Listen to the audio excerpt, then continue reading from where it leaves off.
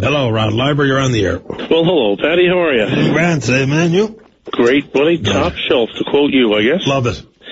Look, man, I'll tell you what I want to talk about. I want to talk about Muskrat Falls, and I know you've heard me say I'm sick and tired of hearing about it. Right? But having said that, I never ever said anything about it on the Open Line Show because I just felt I wasn't well informed enough. I never had enough information. I still don't feel that we have enough information or we're well informed enough about it because I think the people in Newfoundland really don't understand exactly what's going on there. I don't know if they can make it in simple enough terms for us, to be quite honest. But after listening to Cabot Martin a couple of days ago talk about, yesterday I believe it was, or talking about the way the thing is set up now where we can't go to the market to get any more money, where we may be held hostage by, we could be held hostage by Emera. If we want more money, we can sell it to the federal government, a portion of it, or sell it to Emera. I've got to admit, if what he's saying there is true, and he was reading from the 19-page sheet, anyways, term sheet or legal document, if what he's saying is true, Patty, I got to say, now I'm worried. Yeah, well. And I don't know. Like, there's so much of it out there, Pat. Like, what do you say, right? But there's a lot of ifs attached to it. Yeah, I know. There's a lot of ifs attached to Muskrat Falls. There's a lot of ifs attached to people's opposition to some of the Muskrat Falls issues. So, you just heard me off the top of the show. I think there's a lot of questions that the loan guarantee or the term sheet on the loan guarantee raises more than they answer. I think there's some serious issues at play here, and no doubt about it. Any opportunity for privatization of transmission, oversea, or ownership of water rights, all of this stuff is really tricky, and I don't know how the government can put it forward as if they've negotiated a great opportunity here with the federal government. The federal government has got us by the short and curly, so I think it's ridiculous, Well, they have. According to, I never read the 19-page paper, but according to what Cabot's saying, I don't, everybody's got their own spin on it. At some point, you got to believe somebody, I guess, or have an opinion based on what you've heard.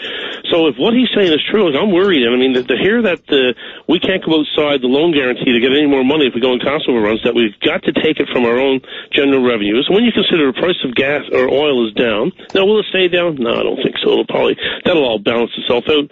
But however, it puts us in a precarious situation, and you kind of flash back to Churchill Falls, right? So I'm really, finally, I'll say that now. You know what? I supported it in principle the whole time. I said the devil's in the details. However, now, I'm thinking I'm a bit worried about this now, right? Nova Scotia has got 18 months to have a public a PUB review over their way, and they could turn it down flat, and then we're left holding the bag. It's not $1 million spent. It's not as simple as that, though. The loan guarantee doesn't require regulator approval. It requires Emera to sanction it, which means if they go ahead and put their money where their mouth is, then off we go. They don't need the regulator to approve the project. That's my understanding. Okay. So, that's a bit clearer. Thank you. And plus Emera is a monopoly, just like we put up with there with Newfoundland Power and Nalcor. They got everybody right where they want them. Yes. The option for Emera to pull out. Here's my view on that. I see that as so unlikely, given a few distinct reasons. This is a cash cow for Emera. Pulling out of this deal makes no financial sense to them at all. For the longest while, people in this province were condemning the government and Nalcor because Emera was the winner in this one. If they're the winner now, then all of a sudden people who want to be putting seeds of doubt in play, if they were winners then, and now they may pull out because it satisfies their argument, I don't buy it.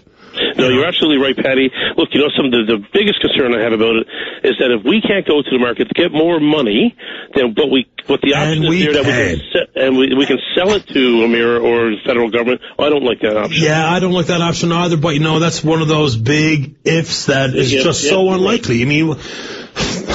People are saying those things too. They're the reasonable things to bring up for matters of conversation. But, come on, we're going to be able to borrow money. Why wouldn't we be able to? We offshore oil fields going by. Yeah, right.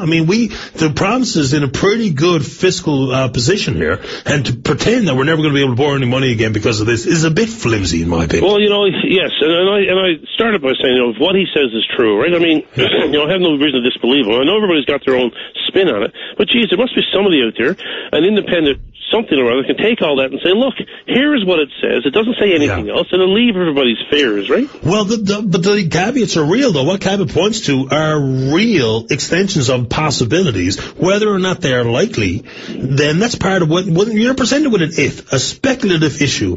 There are both arguments available inside it. And I think America's pulling out of this deal is so unlikely that I would bet my power bill on it. You're right. It's a cash cow is not going to happen. Exactly. No, that's going to come ahead. And you're right in saying that, right? Now, Patty, I'd like to speak on one more thing. Go ahead. I want to talk about grapes.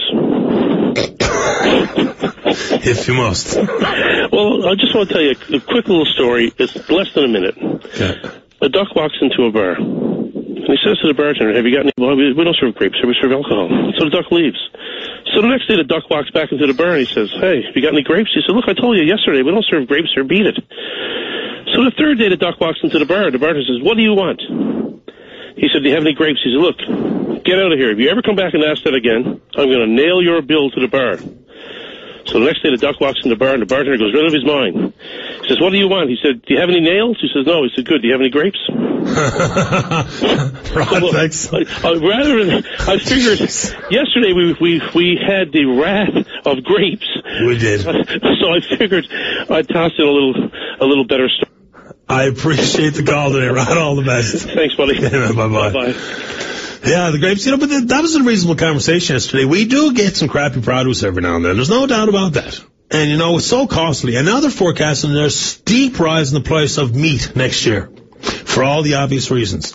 So we are going to be up against increased power bills. Now, they're going to go up anyway. Whether or not they're going to go up more than using another option in Muskrat Falls, I'll leave that up to you. But the cost of the bare necessities are going up. The price of meat, this time next year, we will be looking back saying, holy smokes, can you imagine where the price of meat has gone? And longing for days gone by. Same with produce. Healthy food is too expensive in this country.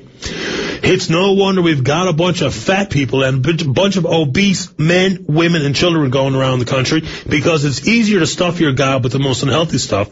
To buy healthy would break the bank. Something wrong with that.